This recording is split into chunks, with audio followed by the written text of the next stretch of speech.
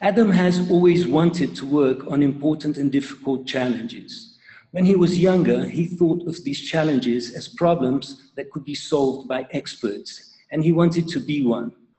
He studied physics at McGill University in Montreal and energy and resource economics at the University of California, and held a series of public policy research positions in North America, Europe, and Japan. Then he worked as a corporate planner at Pacific Gas and Electric Company in San Francisco, and as the head of global scenarios at the Royal Dutch Shell in London.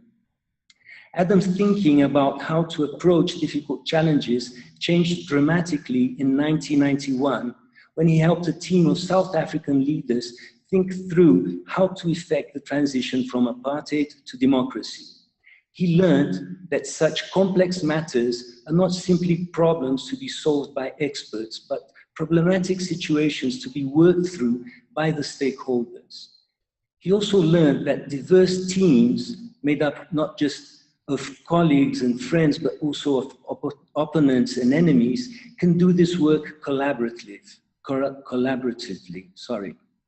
This experience transformed Adam's understanding on his vocation. He left Shell, moved to Cape Town, and threw himself into supporting collaborative efforts to address complex challenges. Over the last 25 years, Adam has worked in this way in more than 50 countries with executive and politicians, generals and guerrillas, civil servants and trade unionists, community activists and clergy. Along the way, he learned that collaboration is not as straightforward as he thought it was, and that this is true not only for extraordinarily multi-stakeholder collaborations, but also for ordinary ones at work and even at home. Adam has written 4 books, which are Solving Tough Problems, Power and Love, Transformative Scenario Plannings, and his last and latest, Collaborating with the Enemy. Adam is my colleague at Rios Partners, and Rios is an international social enterprise that knows how to make real progress on tough issues that are affecting society.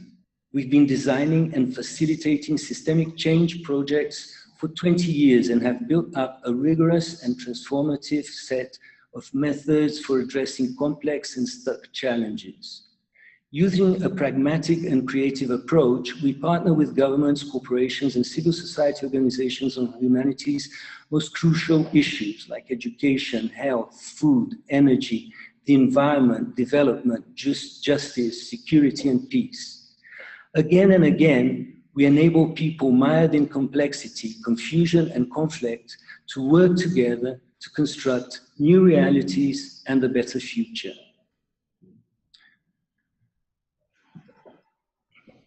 So, Adam, very nice to be here with you, and I would like to start by knowing, why have you written this book now? Why talk about collaborating with the enemy at this moment?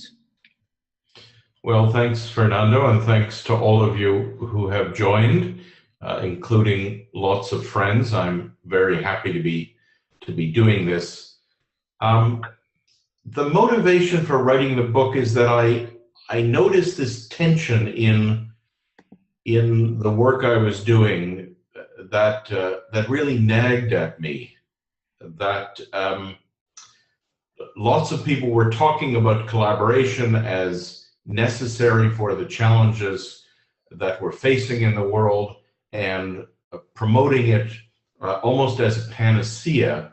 But my own experience is that collaboration is often difficult and painful and doesn't work.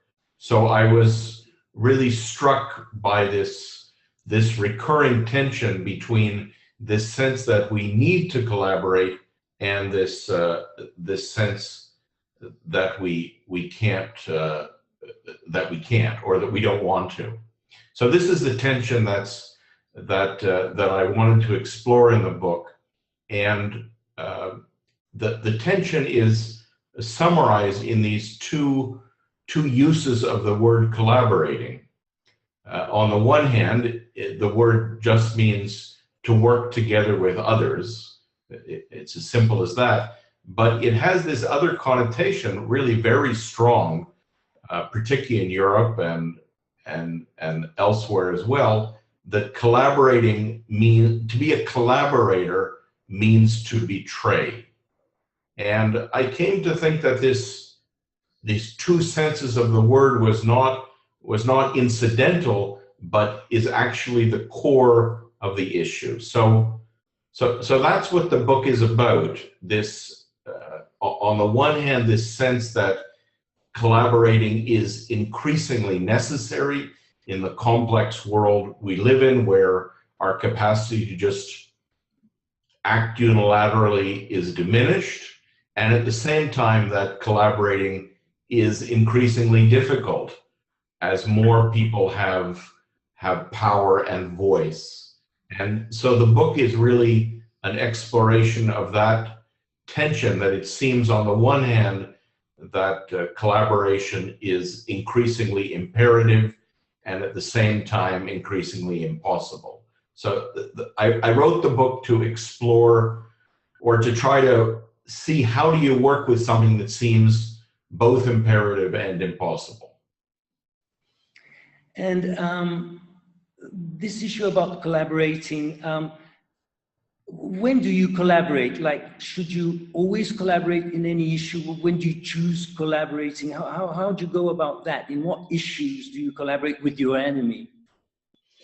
Well, this is where I started to find an answer to the question I had been pondering.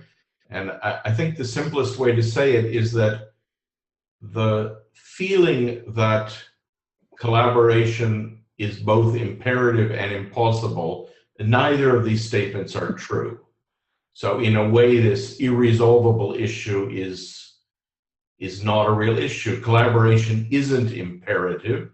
If you think about it for a minute, you'll realize it's not possible to work with everybody on everything, and it's not possible to work with nobody on anything.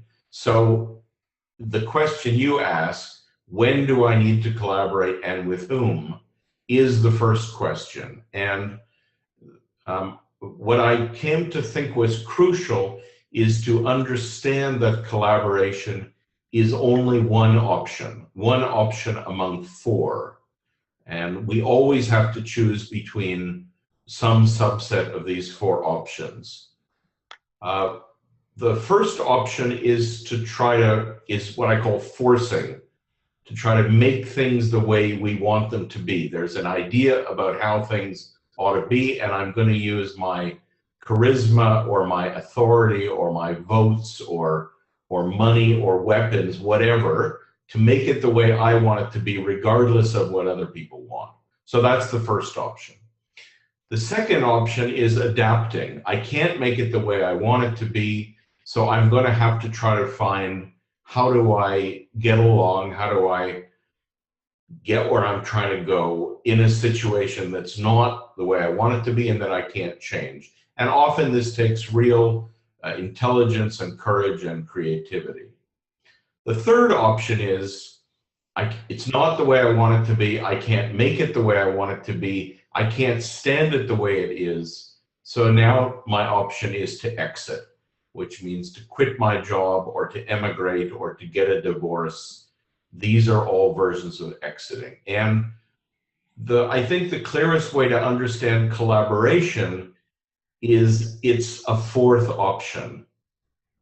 And if I think that collaborating is impossible, that it's too difficult or too risky, or that I can't succeed, then I will default to one of the other options. And in particular, what I found in many contexts, what people believe is their best option is forcing. And so in a way, the purpose of the book is to make collaborating not so difficult, so that we don't default as often to unilateral forcing. That's what I'm trying to do, because forcing so often produces pushback and stuckness and frustration and violence. Mm-hmm. And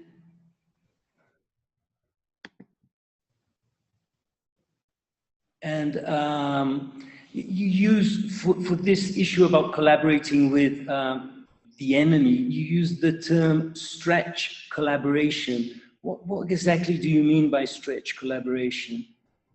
Well, this was the other part of what the other half of what I discovered along the way, and this is really the other main contribution of the book, is that collaborating with diverse others, collaborating with opponents, collaborating with enemies seems impossible because we misunderstand collaboration. And what I came to realize is there's a conventional understanding of collaboration, which is almost ubiquitous, which assumes or understands and assumes that we need to agree on what the issue is, agree on the good of the whole, be one team, agree on what the problem is, agree on what the solution is, agree on the plan to get from where we are to where we want to be, agree on who's going to do what.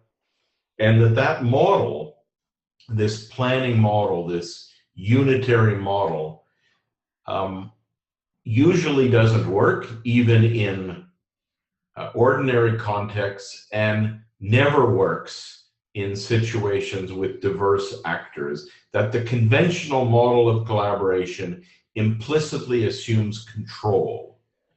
And that's why conventional collaboration does not and cannot work in complex and conflictual contexts, and why we need another way. And I call that other way stretch collaboration. And in brief, what it means is three things. It means, first of all, that we aren't one team. We don't have one whole. We have a multiplicity of interests and views, and therefore the first thing that's required is to accept and embrace conflict as well as connection. The second stretch, if you will, is that in these contexts we're usually not going to agree on the solution, we're not even going to agree on the problem, and even if we did agree on these things, we don't know actually how to make progress on complex issues. The only way to find out is to try to see what works in practice. And so the second stretch is, rather than trying to agree on all of this up front, to find our way forward one step at a time, to experiment a way forward. And the third stretch, which is maybe the most fundamental, in conventional collaboration, when people say people need to change what they're doing, what that almost always means implicitly is those people need to change. And so the third stretch is when I realize that I'm part of this situation. I need to step into the game willing to change what I'm doing. And in fact, in a context where I'm not in control, the only thing I can change is what I am doing. And so that's what I mean by stretch collaboration, embracing conflict as well as connection, experimenting a way forward, and stepping into the game willing to change myself. And as you know, I'm speaking from São Paulo in Brazil, and we're discussing over here the translation of your book to Portuguese, and we're dealing with the word stretch, and to which word do we use in Portuguese to translate stretch? And what exact meaning do you use stretch for? Is it like stretching something, or is it like relaxing something? What do you mean by stretch? Well, the image that kept coming to me as I was writing is that conventional collaboration is defensive or constricted or contracted, you know, like this, and that the kind of collaboration that's required is more open. So it's stretching in the physical sense. And when you're stretching for the first time, like at the gym, it feels uncomfortable or painful or awkward. And so that's the image, is that we have to, in fact, stretch collaboration in some senses requires us to do exactly the opposite of what feels comfortable and natural. It requires us to step towards instead of away from different others. So that's the metaphor in English has this physical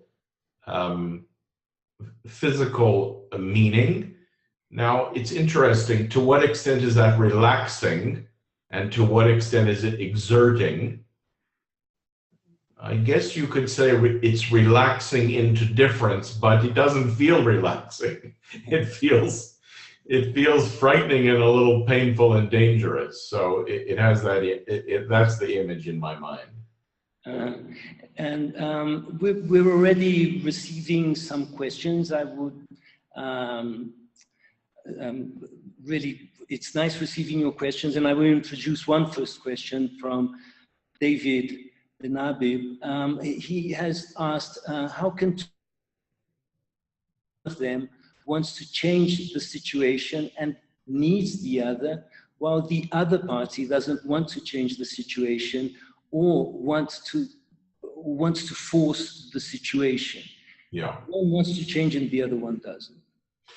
Well, thanks for that question. I have to say that's the question that I'm asked most often, and that's because this is really a very common situation and a very difficult situation. So thank you, David, for raising it.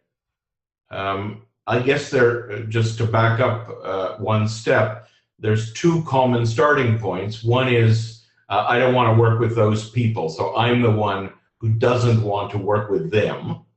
And the second is the one David's asked about, which is that I see a need to work with them, but they don't see a need to work with me. And this is really very difficult because I can't collaborate unilaterally. It requires some degree of willingness. And so I think there's two ways to approach this. I guess the most common way to approach it, which I think is important and legitimate, is to take action to make the other options less attractive to the other. So why do we march in the street? We march in the street to make to make the establishment, in this example, to encourage the establishment to come to the table. So to show that they cannot force us. So one type of action is to make the unilateral options less attractive to the other. But the second option, and this is really what the focus of the book is how can I make collaborating less frightening or less daunting or less impossible seeming? And I think one of the main things about stretch collaboration is it's actually lowering the bar. It's saying that we don't need to agree on the solution. We don't need to agree on the problem. We don't need to have the same interests. We don't have to like or trust or agree with each other. And therefore, the movement to try collaboration is less daunting than most people think it is. Let's get together and see. I write in the book a lot about my experience in Colombia, not because I've had a big role in Colombia, but because I've worked there for a long time on the peace process. for 20 years in a small way. And I remember the very first time I went to Bogota and gave a talk about the work we'd done in South Africa, and the conference was being broadcast to some of the FARC guerrillas, the people who 20 years later have agreed a peace treaty, who were at that time in hiding in the hills, in camps in the hills outside Bogota. And after the talk, somebody's cell phone rang, and there was a question from one of the FARC commanders, and the question was, do we have to agree to a ceasefire in order to come to these collaborative dialogues? And everybody's looking at me. I didn't have the answer in my frequently asked question list, but I guessed, and I think I gave a good guess, and the answer was no. There's no precondition except to come and be there and engage. And so part of what I'm trying to do is to make the step into collaboration less difficult so that we can see where we can get to. Mm-hmm. Another question we have received, this one from Gabriela Rosman. She asks, from the 3 shifts you propose to stretch collaboration, do you see one which is commonly harder in the projects you have been involved? Why would that be? Well, I think they're all hard or uncomfortable for, I guess, for different people. For example, many people find this first stretch, the idea of accepting that there's going to be conflict and disagreement, maybe permanent conflict and disagreement, to be very difficult to accept or stomach. And on the other hand, when I work with politicians and diplomats, this is completely obvious to them. I was asked a few months ago, before Canadian Prime Minister Trudeau made his first visit to Washington, what advice do you have for our Prime Minister before he meets President Trump? And I said, I don't have any advice. I think this is quite obvious to politicians and diplomats that with respect to the relationship between the Canadian government and the US government, the Canadians don't have the capacity to force.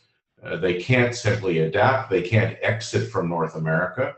So they have to find a way to work with the Trump administration. And in fact, in that visit, which was widely covered in the Canadian press, it was handled very skillfully.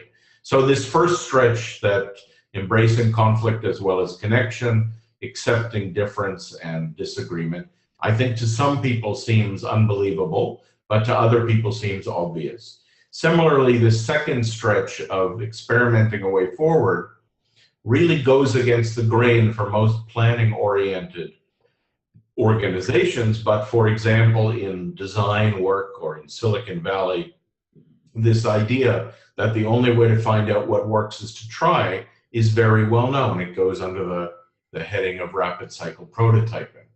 So I think different stretches are difficult for different people. The one that I think everybody finds difficult is this stepping into the game, because what I noticed in the people I work with and in myself, this habit when things are not going as we want them to start with, it's them.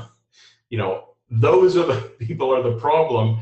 You know what needs to change? They need to change. And I remember when I was writing the book, finding that I could easily spend several hours happily thinking about how, you know, my clients need to do something different, and my damn colleagues need to get their act together, and my kids need to change. And I eventually realized that this is a complete abdication. It's a completely useless way to spend one's time. And until I could escape from that habit and say, okay, things are not as I want them to be, what can I do differently? I really couldn't get anywhere. So in a way, this third stretch is most fundamental because it means not taking this easy way of saying it's them, they need to change. Right, and we see that many times social change is moved by conflict, one party conflicting with another. Does stretch collaboration mean overcoming conflict? How does it relate to the conflict itself? Won't there be conflict in stretch collaboration? Yes, absolutely. And this is what I mean by the first stretch: embrace conflict as well as connection. I think in the activist world, this is again well understood, but I view it as really the weak point of the dialogue world, which assumes that conflict is a problem and that what's really needed above all is harmony. And here I go back to a concept from my previous book, Power and Love. This the animating idea in that book is from Martin Luther King Jr. when he said, "Power without love is reckless and abusive, but love without power is sentimental and anemic." So I place a lot of emphasis on this point, which I think is obvious to you from your background, that that a kind of collaboration which tries to avoid or end or ignore or suppress conflict cannot work, and that stretch collaboration combines works with both poles, the pole of engaging and the pole of asserting. And this is a classic polarity, the way Barry Johnson describes polarities, that you can't choose one or the other. You have to live permanently with both, live permanently with talking and fighting. And is it possible to engage and assert at the same time? How do people deal with this in your experience? Well, that's an interesting question. In the writing about managing polarities, or in the practice of managing polarities that in particular Barry Johnson has exposed in such an elegant way, what usually happens is that we do them alternately. So I have a drawing in the book of the lemniscate, this infinity symbol that you assert until you come to the point where this danger of pushing too hard and crushing, and that's when you have to engage. And you engage up to the point where you risk suffocating the creativity and the interests of the parties, and then you go back to asserting. And so, strictly speaking, it's the capacity to alternate. And I think the stretch or the capacity there is to be able to alternate between asserting and engaging so naturally that I'm not even aware of deliberately moving between one and the other. But I think that's what's involved in working with this polarity. Yeah, really interesting. Another question, and please do send your questions for us. Nicole Martin, she asked if there are circumstances in which stretch collaboration is actually counterproductive or less useful than other approaches. Well, I guess the way I would answer that, maybe to be a bit provocative, to say that in my experience, and if I can get where I want to go on my own, or working just with my friends and colleagues, and not working with the other, the people who I don't agree with or like or trust, then I would, maybe not always, but usually choose working unilaterally, forcing, adapting, or exiting. And so I come back to this choice. I think it really is is fundamental. And so maybe the point I'm making with this, which is a bit countercultural, is to say that I don't think collaborating, at least collaborating with diverse others, is a sensible default mode.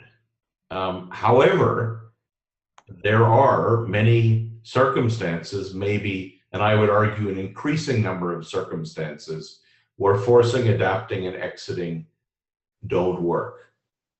And therefore, whether I like it or not, I need to collaborate. And in those cases, I think almost all of those cases, conventional collaboration cannot succeed. And so stretch collaboration is required. But I would say most of the things I do do not involve stretch collaboration, but the kind of work you and I are involved in, Fernando, and Rios is involved in, on complex multi-stakeholder challenges, I think those situations require stretch collaboration, and that's the contribution of the book. And we did receive a question before this, the webinar, both using this process in smaller, less urban, intercultural situations. Is it used in very complex, or can you use it in different ways, in different situations, in smaller ones? Well, the book is really not focused on large, complex, multi-stakeholder settings. On the contrary, I'm arguing that this approach and these principles are valid in all contexts, including in work contexts, in family contexts, in community contexts. I often think that the value for me of having been involved in these very dramatic situations like in Colombia or South Africa, or political situations in other parts of the world, is that these situations, because they're so public and dramatic and extraordinary, they're painted in bright colors. But actually, I'm arguing that exactly the same dynamics show up in daily life. And in particular, this tendency, or this habit of starting with what those people should be doing, I see every day in normal, in ordinary context. So yes, I'm arguing that this way of thinking about working together is applicable almost universally. Mm-hmm. The interesting questions that came also before and are coming in now on the career. Some people are interested in knowing how do you, if there is a specific career path for you to become a conflict mediator and to use these concepts that we're talking about. How would somebody interested in developing him or herself to work with these tools go about? What is the way to do this? Well, I'm not sure my own path, maybe most people's path, is idiosyncratic. I have a completely unsuitable background for this in physics and economics and corporate planning. But I would say that I'm not sure I would call myself a mediator, but I would answer in a different way, which is that everything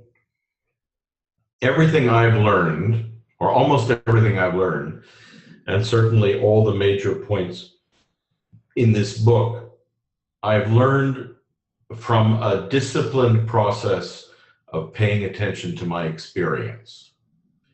So in particular, I'm very, I would say I'm very alert. I really enjoy noticing where I'm wrong. Well, I don't enjoy it at the beginning. So for the first 5 minutes or hour or 6 months, I'm very upset about having been wrong. But what I think is important, at least has been important to me, to notice that I'm doing something, it's not working, and to ask, what am I doing wrong? So I'm answering not a question about a career path per se, but about a certain learning orientation, and in particular about paying attention to what doesn't work. Somebody told me once, I don't know whether it's true, that Charles Darwin, the great biologist, used to carry around a notepad, and what he would write down is all the disconfirming data. And I always found this intriguing. Most people, I think, pay attention to what's happening in the world that confirms their beliefs. But this idea of particularly focusing on disconfirming data and experiences, what else is going on here? How can I learn? What can I try next? This has been the closest I've had to a way of finding my way forward. But really, it's had nothing at all to do with a particular path of academic study or a particular career path. It's just, again, this experimenting a way forward, the second stretch. Some of the questions, they bring in other professions and other fields, science fields like psychology and medicine. Like when you have trauma in some situation, how do you have tips on how to overcome this kind of subconscious ingrained response that people have when they have trauma? Is it possible for you to put the enemy together with this person and have a good result? Well, I don't know, I guess would be the short answer. I don't have a lot of that experience personally, so I don't want to speak about something that I don't know about. And at the same time, certainly a lot of the work I've done, particularly in high conflict situations, involves people who have gone through enormous difficulties or traumas. When I worked in Colombia, I mentioned the Colombian experience because it's important in the book, but also because it was one of my first experiences of working in a really traumatic setting, the setting of the 50-year Civil War. And eventually, at a certain point, I noticed that in the group of 30 that I was working with in this Destino Colombia project 20 years ago, I counted that maybe half of them had had a direct traumatic experience with conflict. They'd been kidnapped, or their child had been murdered, or something really, really terrible. And what I also noticed is that those were the people, almost without exception, who had the greatest capacity to collaborate and to stretch towards their opponents in the room. So I'm not saying it's easy, and I'm not saying I'm not recommending it, but I have noticed that sometimes the people, somebody once told me in the Basque Country, the victims can be the bridges. It's the people who have suffered the most, who actually have the most to contribute to finding a way forward. And this is a very extraordinary thing about life. Viktor Frankl said, "What is to give light must survive burning." So I think there are real issues about trauma and how to handle it sensitively. I often thought, at least at the beginning, that it was my insensitivity that was my gift. And to focus as I do, and particularly as I did at the beginning of my work, on yes, that's fine, but what about the issue we're working on? That in a way, this practical, constructive problem-solving approach, this insensitive approach, in some ways was a helpful contribution. So, sorry, that's a long way of saying I don't know. Another interesting question, very interesting questions coming in.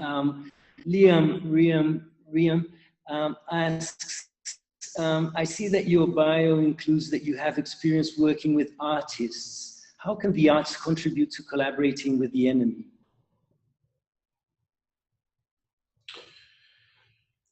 Yeah, well, what I think the bigger lesson in that list of people I've worked with is that the diversity of perspectives and orientations is really crucial, especially in fragmented and polarized contexts. But I think there is a particular role for artists, and I've certainly been very influenced by having worked for many years with an artist named Jeff Barnum, who did, amongst many other things, did beautiful drawings for this book that you'll see. And what I learned from Jeff, and what I think the contribution of artists can be, or one contribution, is to understand what does it really mean to create something that doesn't yet exist. And I write about, or I quote Jeff at some length in the book, about this artistic sensibility, which is all about hunting for something that doesn't yet exist. So it really is the epitome of experimenting a way forward. And I think particularly in groups that have a lot of technocrats or academics or people with a planning orientation, this is very unfamiliar. And so the creative sensibility, in the basic meaning of the word creative, to bring forward something that doesn't yet exist, is crucial.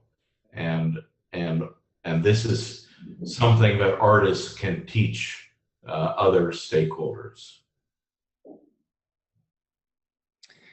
And also received a question on change management. And the question is, are there examples on how the Stretch collaboration has been used in change management, particularly in sustainability initiatives, Adam? Well, I have not worked in organizational change management in a long time. The foreword to the book is written by Peter Block, and I particularly was happy when he agreed to write it, because in this foreword he provides offers the lens of change management.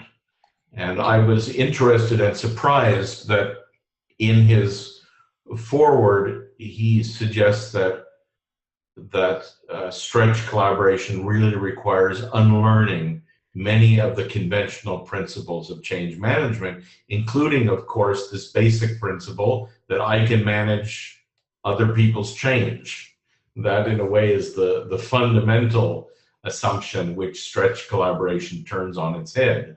You know, the most frequent question I get asked in this work is, how can I make so-and-so do X? And the answer is, in general, you can't. Just forget that, put that to one side. So I guess I would pose it as a question rather than an answer, is what does it mean to do change management when you have no capacity, you have zero capacity to change anybody but yourself? That's the invitation of the Stretch orientation. I received a question here from Brazil, where I'm speaking, from Carline Piva, and she asks if you have an example of, or an experience of stretch collaboration here in Brazil. Well, what do you think, Fernando? You have more. What would be an example of stretch collaboration from your experience? I would say, in general, working with transformative scenarios or working with social labs and engaging very different people, in general, you are doing stretch collaboration or using this concept. And in Brazil, we have worked with the education sector, building scenarios for the education sector, which is complex sector, many different positions in it. We developed some work on civil society as well, building scenarios. And as you know, civil society has many different positions in it. And so, yes, I believe there are quite a few examples here in Brazil. Well, what I remember when I heard you and our Brazilian colleagues talk in particular about the education project, it was very fundamental in that project that the participants did not go into it with the intention of agreeing or of doing. So in that sense, they recognized that there was a diversity of opinions and positions, and that they were looking for a common language and some experience of working together, but they were not at all agreeing up front that they were going to come to a common position. So that is, for me, a good example of stretch collaboration. And I think that in many contexts, including in Latin America, I've worked less in Brazil than in Colombia and Guatemala and Mexico. This idea that we can find a way forward even if we don't agree is very unfamiliar and very crucial. One last question from Ian, and it relates a bit with this issue that we had in Brazil, the education issue. Ian asks, can you please apply the polarity directly to an example? For example, how might smaller groups engaging a larger entity guard against getting co-opted by the larger group? For example, the capacity for a multinational corporation to leverage various tools for conflict or co-opt the work and the identities of smaller organizations. How do you go about that? Well, it's a complicated question, so I'll give at least a bit of an answer, but I just encourage this polarity way of thinking about things is something I discovered quite recently and that I find incredibly powerful. And there are, of course, multiple polarities, but in my opinion, the specific polarity that I focus on in this book, the polarity between power and love, is certainly one of the most fundamental ones. And the way it plays out, at least one of the ways it plays out in the example you've given in your question, Ian, is this, or one of the basic ways it plays out in collaborative efforts, including in this example, is that my small organization is at the same time part of something larger and a whole in itself. So that's the polarity, that we are a part and a whole, and to abandon to simply abandon our identity, our objectives, our interests in the service of being a good part, being a good collaborator, is unacceptable. This is where the feeling of being a traitor occurs. And at the same time, the other pole is simply paying attention to our identity, our needs, our boundaries, our income statement, our positions, doesn't allow us to do anything except alone. So this is the way the polarity between power and love shows up in collaboration is the polarity between being both a whole and part of larger wholes. So I'm sorry for that abstract answer, but this for me is the key. And I use in the book this very important word, whole-on. A whole-on is a whole that is part of a larger whole. And it's really not possible to understand these dynamics without recognizing that all social entities, organizations, individuals, teams, communities are not simply wholes, they're whole-ons. And then things become clear. We are running out of time now, unfortunately, because it's very interesting. Would you like to give some last idea on stretch collaboration, on collaborating with the enemy? Well, I would just say that I'm happy with the questions in that I think the subject of the book seems to evoke something important and understandable. So that's satisfying for an author. And I guess the thing I would say is that a stretch collaboration doesn't make our challenges or our problems or our conflicts go away. All it does is enable us to work on them without being stuck and polarized and unable to progress. So it's a way of making situations which seem unworkable workable, but then the work still remains to be done. So I guess this is obvious from that none of these questions have easy answers, but that's the contribution I'm trying to make in the book, and I really appreciate the serious engagement that you, Fernando, and the others on the line have given the work. Thank you very much. Well, thank you, Adam. Thank you so much for sharing these insights with us now and today. And thank you all that sent all these very interesting questions to enrich our conversation. We do have quite a few questions that haven't been answered, and we will try to answer them by writing to you by email or another way. We're collecting them and we'll try to answer them for you.